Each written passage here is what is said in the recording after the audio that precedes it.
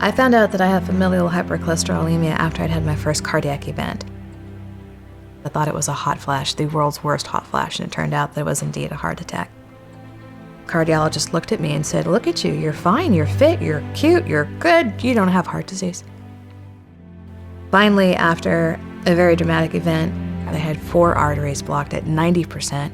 I was flatlining on the table, and I couldn't be stabilized. Thankfully, we were able to get in 2 stents that day. Went back, got 3 more stents put in.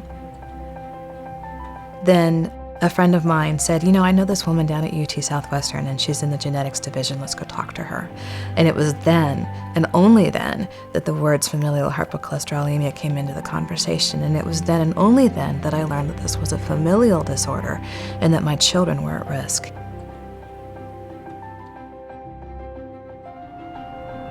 Familial hypercholesterolemia is an inherited disorder of cholesterol. There's massive underdiagnosis.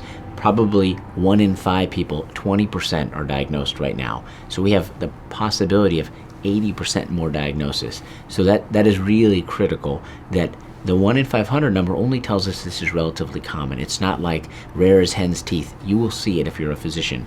Every healthcare provider has the opportunity to make this diagnosis. The face of FH, the face of heart disease, is not a 75-year-old man who's been smoking his whole life.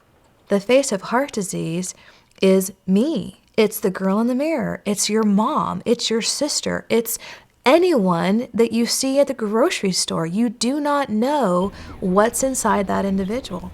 I see this a lot in young women, whether it's familial hypercholesterolemia or just young women with a strong family history of heart disease for other reasons, that there's underdiagnosis or underappreciation that yes, women can get heart disease, and at young ages, particularly if there is a familial or genetic component. There's many different ways to make this diagnosis. If you have a family history of heart disease, you definitely should be thinking about it. If you have high cholesterol, you should be thinking about it. And that's all we're asking, is for people to think about it. And obviously, the more you take a history about family members' cholesterol problems, and the more you take a history about family members and heart disease, the louder this thought process should go on.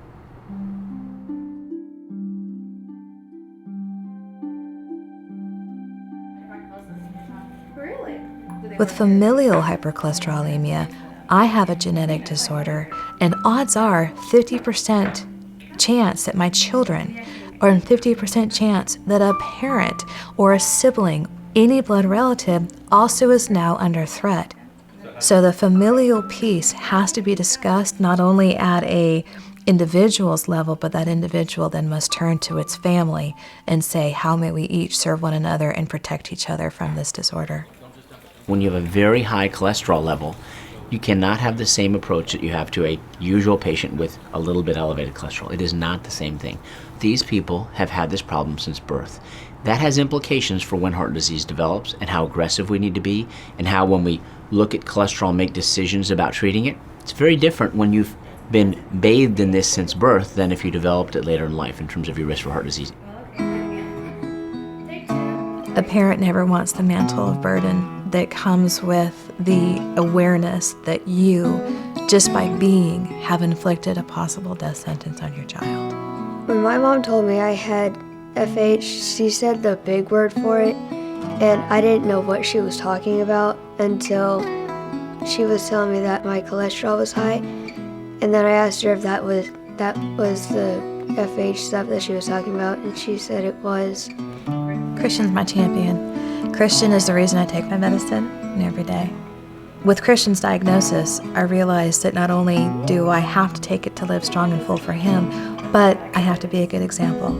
He's become the most awesome example of what I should be doing right, and he doesn't allow me the excuses to not take my medicine, and so we do it together. And it's sort of a bonding thing, but that way I know he's taking his, he knows I'm taking mine, and we're living strong together. If a patient is diagnosed with familial hypercholesterolemia, what they need to know are a few things. One is, this is treatable. You have to know that. 2 is, you're not alone. 1 in 500 people, this is common. Third thing is that you need to partner with a practitioner that understands the disease and will be willing to be aggressive in the management of it. fourth thing is, if you already have some symptoms that are all of a concern and you have this disease, we have to take those symptoms seriously. And the fifth thing, importantly, and this could move up to number 1 or 2 even, and that is you have an opportunity now with your family members, with your children, to help make the diagnosis and get treatment early in them. Wait, it's backwards.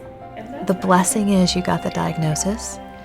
The blessing is there are so many wonderful things on the horizon that this is something that you no longer have to stand in fear of, but that you can embrace and move very strongly forward with, and it won't have to define you. It will simply be a part of the character, the part of the texture of who you are. And that's what I would say to somebody who's diagnosed today with FH, is God bless, we got this. You're good. Let's walk together.